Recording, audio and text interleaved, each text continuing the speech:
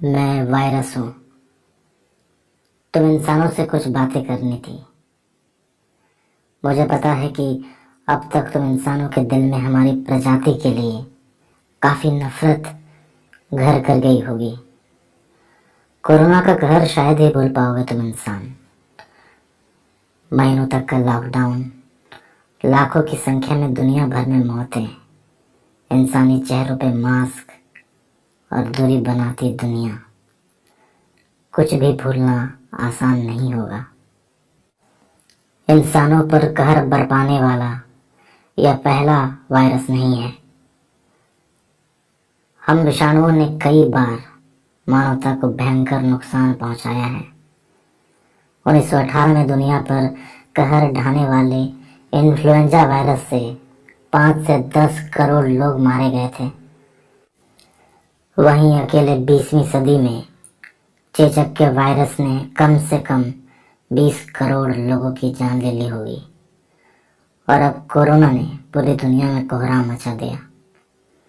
आप यही सोच रहे होंगे ना कि हम वायरस कितने खतरनाक हैं और धरती से हमारा खात्मा हो जाना चाहिए। लेकिन हमें धरती से विलुप्त कर देने का इरादा करने से पहले सावधान हो जाइए, क्योंकि अगर ऐसा हुआ तो तुम इंसान भी नहीं बचोगे।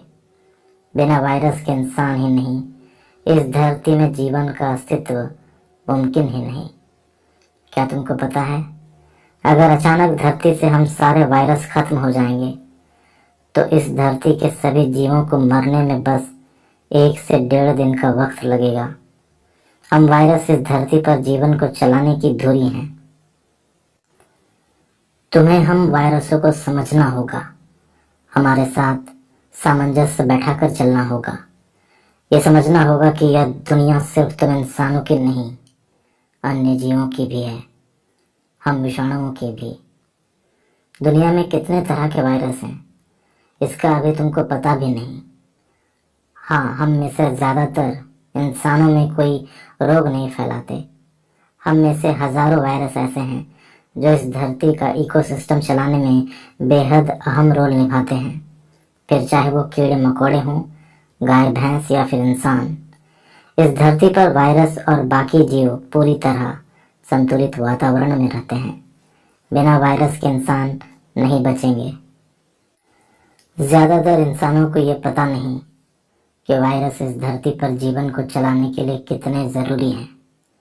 इसकी एक वजह यह है कि इंसान केवल उन्हीं वायरसों के बारे में रिसर्च करते हैं जिनसे बीमारियां होती हैं।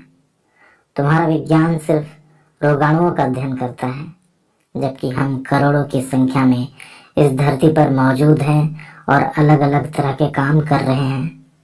हम में से कुछ ऐसे वायरस हैं जो बैक्टीरिया को संक्रमित करते हैं। इन्हें तुम इंसान फेगस कहते हो। समंदर में बैक्टीरिया की आबादी नियंत्रित करने में फेगस विषाणुओं का बेहद अहम रोल है। अगर फेगस खत्म हो जाते हैं तो अचानक से समुद्र का संतुलन बिगड़ जाएगा। समुद्र में 90% जीव माइक्रोब यानी छोटे एक कोशिकाओं वाले जीव हैं। ये धरती का आधा ऑक्सीजन बनाते हैं और ये काम वायरस के बिना नहीं हो सकता। समंदर में पाए जाने वाले वायरस वहाँ के आधे बैक्टीरिया और 20% माइक्रोब को हर रोज मार देते हैं। इससे समुद्र में मौजूद काई, शैवाल और दूसरी वनस्पतियों को खुराक मिलती है, जिससे वो फोटोसिंथेसिस करके सूरज की रोशनी की मदद से ऑक्सीजन बनाते हैं और इसी ऑक्सीजन से धरती पर जिंदगी चलती है।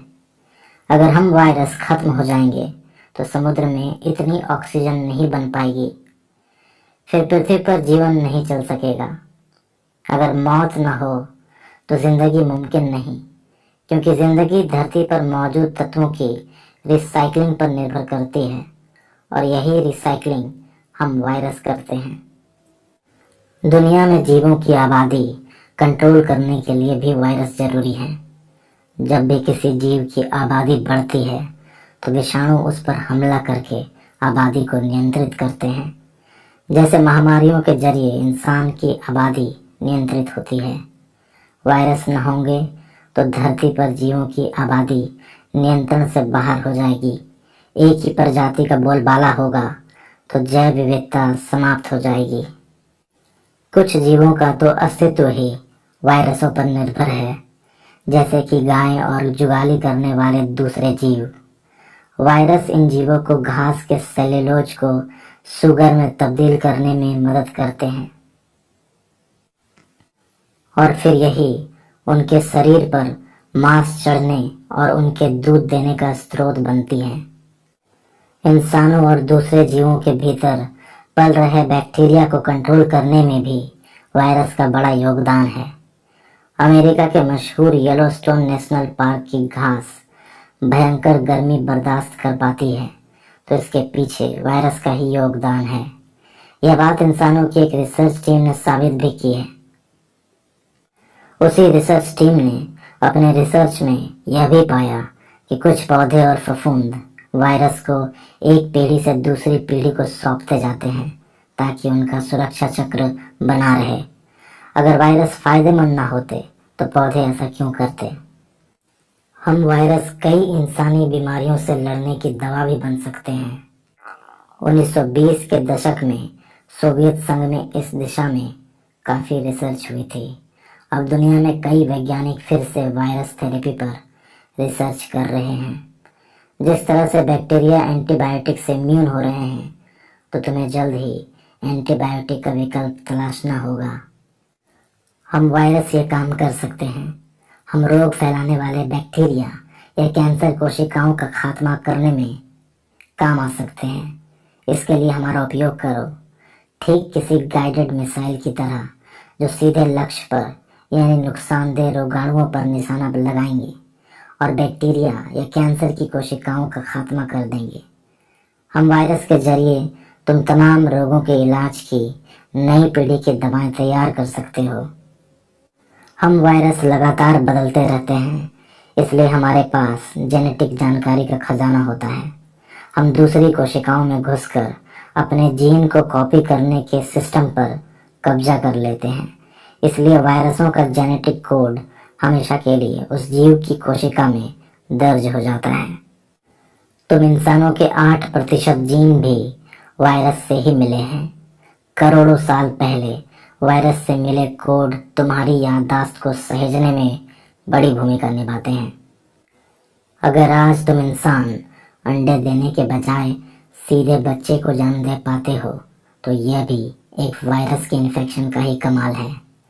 आज से करीब 13 करोड़ साल पहले इंसान के पूर्वजों में रेट्रोवायरस का संक्रमण बड़े पैमाने पर फैला था। उस संक्रमण से इंसानों की कोशिकाओं में आए एक जीन के कारण ही इंसानों में गर्भ धारण और फिर अंडे देने के बजाय सीधे बच्चा पैदा करने की खूबी विकसित हुई। धरती पर वायरस ये जो तमाम भूमिकाएं निभा रहे हैं, उनके बारे में तुम इंसानों ने रिसर्च शुरू ही किया है। जैसे जैसे हमारे बारे में और जानकारी हासिल करोगे, हम वायरस का और बेहतर इस्तेमाल कर पाओगे। सबसे समझदार जीव होने के नाते तुम इंसानों की जिम्मेदारी है कि इस धरती पर हर तरह के संतुलन की रक्षा करो। इसलिए हम वायरस से नफरत करने के बजाय हमारे बारे और जानकारी जुटाने की कोशिश लगातार जारी रखो। याद रखना इंसानों, धरती पर संतुलन की जिम्मेदारी तुम्हारी है।